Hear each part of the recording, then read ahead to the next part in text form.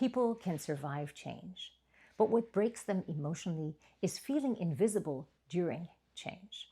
And the most dangerous thing is that executive teams don't usually notice this until performance starts collapsing. And it's not because they don't care, but because during change, they are also emotionally charged. They're pressured, they're feeling overwhelmed, they're feeling stressed. And this impacts their presence and their behavior. If you're watching this for the first time, my name is Nadine Zainoun. I'm a master certified coach who's passionate about emotional intelligence, trust, and human-centered leadership. Recently, I was approached by an executive team from a mid-sized company. They were very concerned because performance was declining month after month. Sick leaves were increasing, mental health challenges were on the rise, and they had just lost 3 of their top talents in the past week. So they were very worried. They had gone through some restructuring due to a new AI tool that was introduced to the company.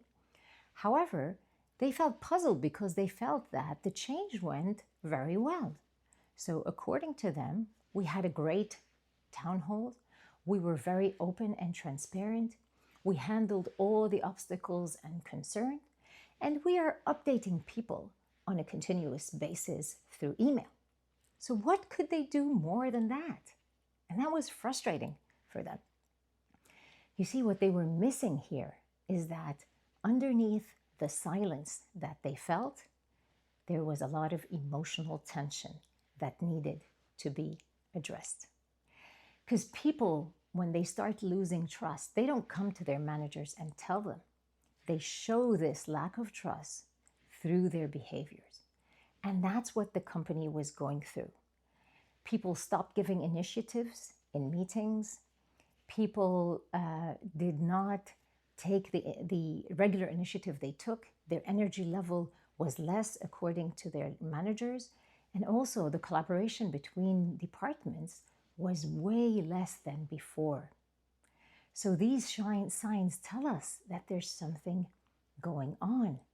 And what executives interpreted as, laziness and lack of commitment was actually a lot of emotional stress that comes up on the long term after change occurs in an organization. So after sitting with employees and managers for a while, I started seeing some themes emerging. I heard things like, we're okay with the new structure, but I don't feel like I fit anymore. I don't feel like my role is significant anymore. I feel like decisions are being made to me and not with me. So these started arising. And you see, what organizations usually miss in these situations is that restructuring is not only about processing the new structure, the new role, the new expectations. People also process emotional stuff during restructuring, like uncertainty, like loss of identity, like fear of failure, and fear of adding value, especially when change is around AI. This alone triggers some questions internally about whether they're going to still be valued and whether their place is still going to be there in the company and whether they're going to be able to catch up to the new AI era. So all of these create deep fears in people. So if a company only communicates operationally, it will not address these emotional concerns, and then people will feel emotionally abandoned. And this is what starts triggering disengagement quietly. The 3 great lessons the company learned through this experience. 1, clearly communicating to people about the change is not enough to create emotional safety.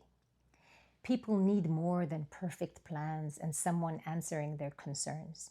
They need presence, human presence. They need the company to acknowledge the uncertainty openly and honestly. They need people to hear out their emotional struggles.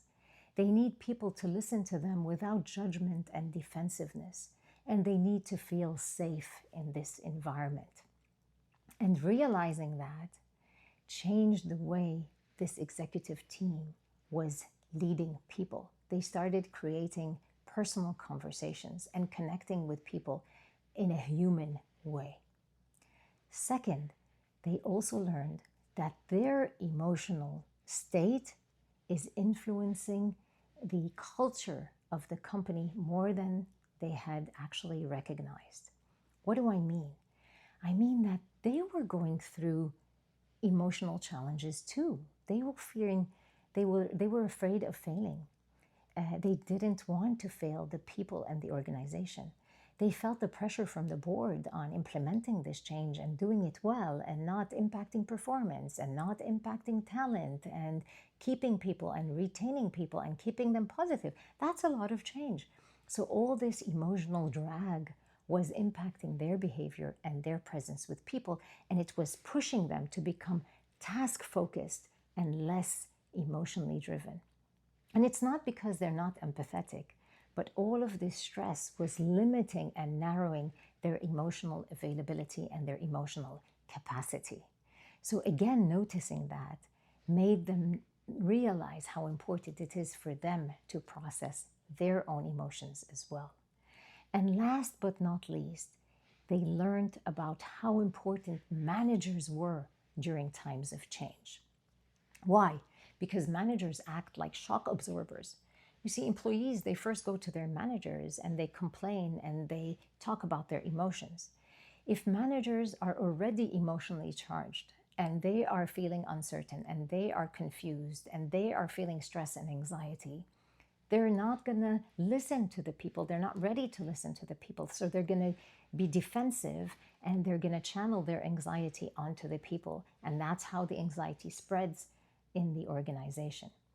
So immediately, we trained the managers on emotional intelligence. We taught them how to manage their emotions, how to understand them and process them in a healthier way, how to regulate themselves in front of people, how to listen deeply to people and not be defensive and not be judgmental on people, and how to create that space for people to show up and discuss their emotions and really feel like they are cared for and they are supported. And by doing all these things, trust started to being rebuilt step by step. And now they're in a much better place than they were before. I truly believe that the future really needs deeply emotional leadership, especially in these uncertain times that we're going through.